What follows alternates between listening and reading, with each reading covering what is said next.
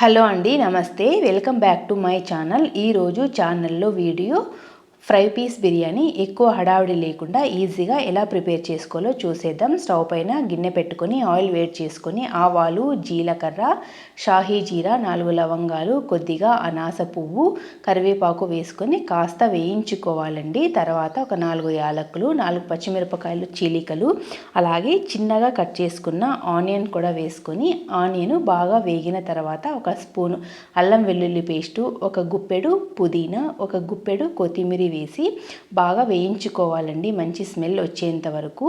మనం అల్లం వెల్లుల్లి పేస్ట్ వేసినప్పుడు ఇలా గిన్నెకు అతుక్కుంటుంది, పర్లేదండి. వాటర్ వేసినప్పుడు అది మొత్తం విడిగి వాటర్లో కలిసిపోతుంది. ఇలా బాగా వేగిన తర్వాత ఒక స్పూను మనం బయట కొనుక్కున్న బిర్యానీ మసాలా పౌడర్ యాడ్ చేసుకోవాలి. ఈ పౌడర్ యాడ్ చేసుకోవడం వల్ల ఈ బిర్యానీకి మంచి టేస్ట్, ఫ్లేవరు వస్తుందండి. ఇలా యాడ్ చేసుకున్న తర్వాత మనం ముందుగా నానబెట్టుకున్న బాస్మతి రైస్ని ఇందులోకి యాడ్ చేసుకోవాలి. ఇక్కడ నేను 3/4 kg వరకు బాస్మతి రైస్, కేజీ వరకు చికెన్ తీసుకున్నానండి. ఈ క్వాంటిటీ 6 మంది నుంచి 7 మంది వరకు హ్యాపీగా తినచ్చు. బియ్యం వేసుకున్న తర్వాత మరీ గట్టిగా కాకుండా ఇలా నిదానంగా నీట్గా కలుపుకోవాలి, లేకపోతే బియ్యం కట్ అవుతాయి. ఇలా బాగా నీట్గా కలుపుకున్న తర్వాత ఒక 2 నిమిషాలు అలాగే ఉంచాలి, బియ్యంలో చెమ్మ పోయేంత వరకు. మన ఇష్టం అండి. కొంతమంది ఎసురు వేసిన తర్వాత రైస్ వేసుకుంటారు, అలా అయినా వేసుకోవచ్చు. ఇలా వేసుకుంటే ఇంకా బాగా పొడి పొడిగా వస్తుందండి. మనం ఈ బిర్యానీని బాస్మతి రైస్తోనే కాకుండా నార్మల్ రైస్తో కూడా చేసుకోవచ్చండి. మనకి ఏది నచ్చితే అది తీసుకోవచ్చు.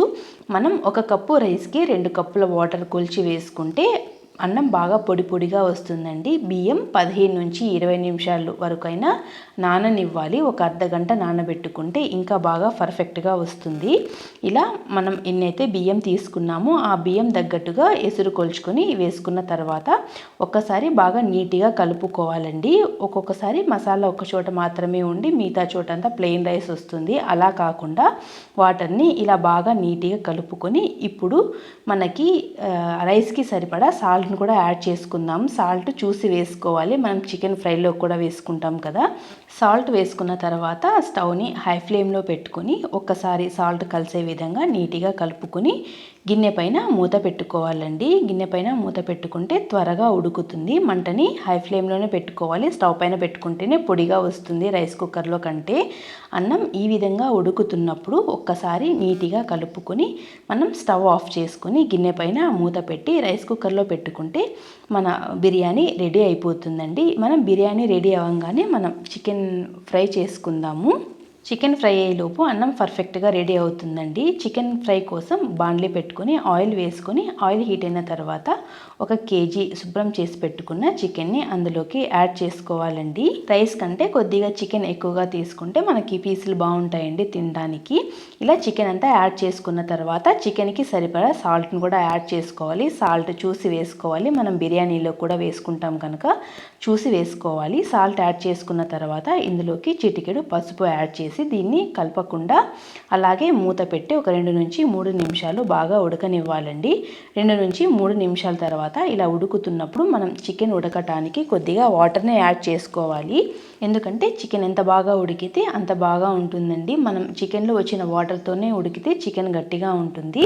ఇలా బాగా ఉడుకుతున్నప్పుడు మనం మసాలాని యాడ్ చేసుకుందామండి. మసాలా కోసం కొద్దిగా కొబ్బెర, తెల్లవాయలు, అల్లము, కొత్తిమీర, కొద్దిగా పుదీనా, మెంతి కూర వేసి మొత్తం ఇలా బాగా మెత్తగా మిక్సీకి పట్టుకోవాలండి. ఇలా వేసిన మసాలాని గ్రేవీ మొత్తం అంటే విధంగా నీట్గా కలుపుకుంటూ ఉడికించుకోవాలి.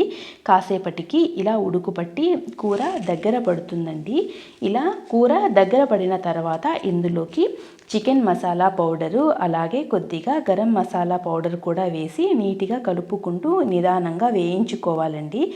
మన టేస్ట్కి సరిపడా పౌడర్ని యాడ్ చేసుకొని మంటని మీడియం ఫ్లేమ్లో పెట్టుకొని నీట్గా కలుపుకుంటూ వేయించుకోవాలండి. ఇలా పౌడర్లు వేగి కూర దగ్గర పడిన తర్వాత ఇందులోకి మన స్పైస్కి సరిపడా కారాన్ని కూడా యాడ్ చేసుకోవాలి. మంటని సిమ్లో పెట్టుకోవాలి. ఇప్పుడు ఈ కారం కూడా బాగా వేగిన తర్వాత ముందుగా కట్ చేసి పెట్టుకున్న కొత్తిమీరని చల్లుకొని ఒక్కసారి కలుపుకుంటే మన చికెన్ ఫ్రై రెడీ అయిపోతుందండి. ఫ్రై రెడీ అయ్యేలోపు రైస్ కుక్కర్లో మన బిర్యానీ కూడా కుక్ అయిపోయి కాస్త చల్లబడింది. చూడండి ఎంత బాగా కుక్ అయిందో బిర్యానీ రైస్. ఎంత పొడి పొడిగా బాగా ఉంది, ఎక్కడే కానీ రైస్ కట్ కాలేదు. ఇలా నిదానంగా కలుపుకుంటే మనం పోపులోకి వేసుకున్నప్పుడు రైస్ కట్ అవ్వదండి. ఇలా బాగా పొడి పొడిగా కుక్ అవుతుంది. టేస్ట్ కూడా చాలా బాగుందండి. మీకు నచ్చితే చాలా ఈజీ ప్రాసెస్లో చూపించానండి ఈ ఫ్రై పీస్ బిర్యానీ. మీరు కూడా ట్రై చేయండి. అలాగే మన ఛానల్ని సబ్స్క్రైబ్ చేసుకోండి, వీడియోని లైక్ చేసి షేర్ చేయండి. థ్యాంక్ యూ అండి.